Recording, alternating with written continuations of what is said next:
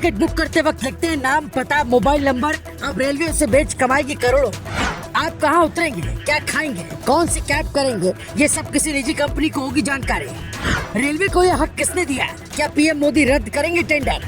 ऐसे तो खतरे में होगी आपकी सुरक्षा। ट्रेन से सफर करते हैं तो ये रिपोर्ट पूरी देखकर समझ लीजिए कि आपके साथ कितना बड़ा खेल होने वाला है। आपकी निजी जानकारियां जो आप रेलवे के फॉर्म में टिकट बुक करते वक्त भरते हैं, वो सब रेलवे के अलावा किसी और कंपनी के पास भी होगा। खबर है कि ये कंपनियां पैसे देकर सरकार से आपका डेटा करोड़ों में खरीदने वाली है। इस बात से लोग इतने घबरा गए कि सबकी चिंता की लकीरें बढ़ गई। लोग यही पूछ रहे हैं कि रेलवे को यह हक किसने दिया है, क्योंकि रेलवे को हम अपनी जानकारी सिर्फ टिकट के लिए देते हैं। अगर रेलवे ऐसा कर रहा है तो वो नियमों का उल्लंघन है। लेकिन आपके लिए इससे भी बड़ी चिंता की बात क्या है, हम आपको बताते हैं। पर उससे पहले सुनिए ये नया बवाल क्या है। भारतीय रेलवे की online ticket booking branch 1000 crore रुपए का रेवेन्यू जुटाने वाली है। इसके लिए उसने डिजिटल मोनेटाइजेशन का सहारा लिया है। उसके पास 100 टीबी डेटा पड़ा है। डिजिटल मोनेटाइजेशन का मतलब है डिजिटल डेटा को बेचकर पैसे कमाना।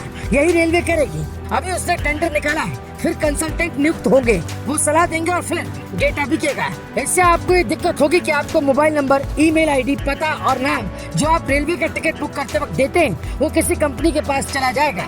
वो कंपनी उसे गैर कानूनी रूप से इस्तेमाल तो नहीं करेगी, लेकिन आपको वो कंपनी अपने प्रोडक्ट के लिए लुभाएगी। मान लीजिए आप नई दिल्ली रेलवे स्टेशन पर उतरे तो आपको कैब कंपनियों के फोन और मैसेज आने शुरू हो जाएंगे।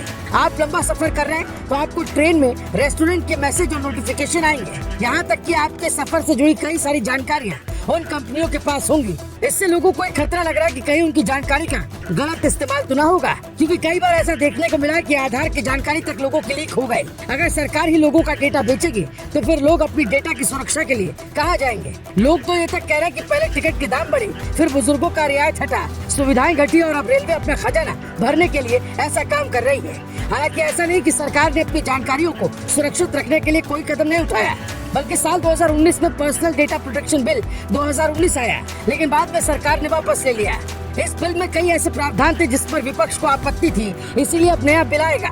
यूरोपीय देशों में जनरल डेटा प्रोटेक्शन रेगुलेशन कानून और अमेरिका में यूएस प्राइवेसी एक्ट है।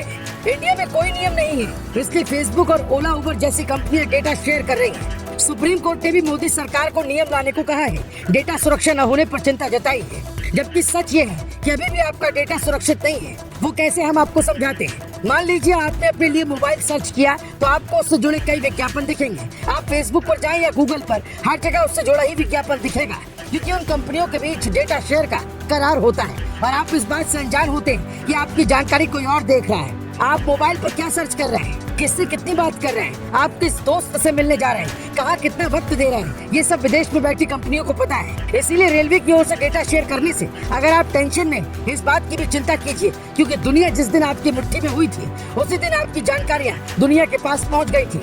हालांकि आप इस पर अपनी राय बता सकते हैं कि रेलवे को ऐसा करना चाहिए कि नहीं। अगर ज्यादातर जनता न के पक्ष में है तो मोदी सरकार हो सकता है टेंडर रद्द भी कर दे, क्योंकि जो देश की जनता के खिलाफ है वो देश के लिए सही कैसे हो सकता है।